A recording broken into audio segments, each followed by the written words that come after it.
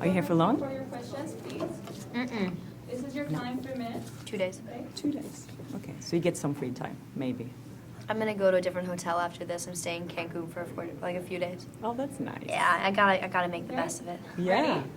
I just saw you outside with the other guys, and I was just wondering, you know, when you're doing these things, standing in front of people and doing red carpets and So answering, weird. is it really weird still, or do you get used to that kind of It's stuff? always weird. The weirdest was when I went to Cannes.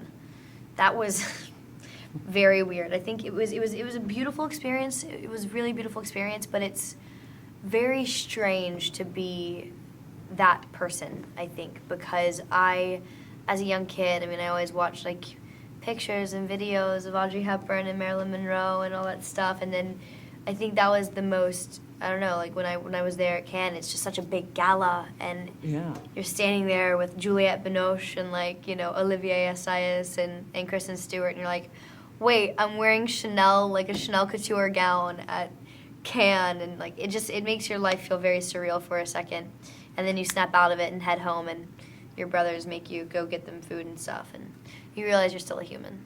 That's good. So you have the reality checks there. You have to, Yeah. otherwise it's like popcorn and butterflies. I don't know why I said popcorn, but No, but it's very different today to be like a celebrity or an actor, so famous person than it It is. used to be because of social media and all those kind of things.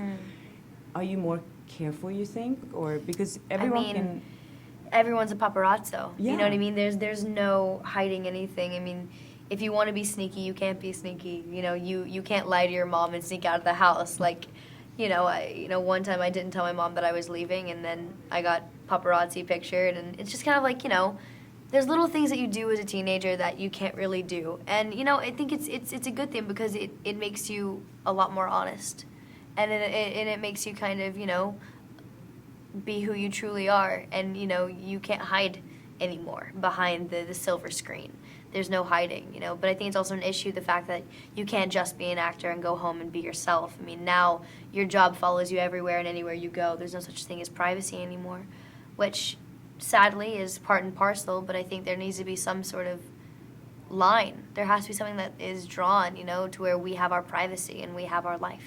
But That's very wise said. And you're such a young actor. You've made so many amazing movies. Thank you. Both like scary and, I mean, you have a big registry of feelings that you're playing on all the time. Is that exhausting for you, going into those places? I mean, it's exhausting, but I think it's so exciting. Like it's the type of exhausting that I love.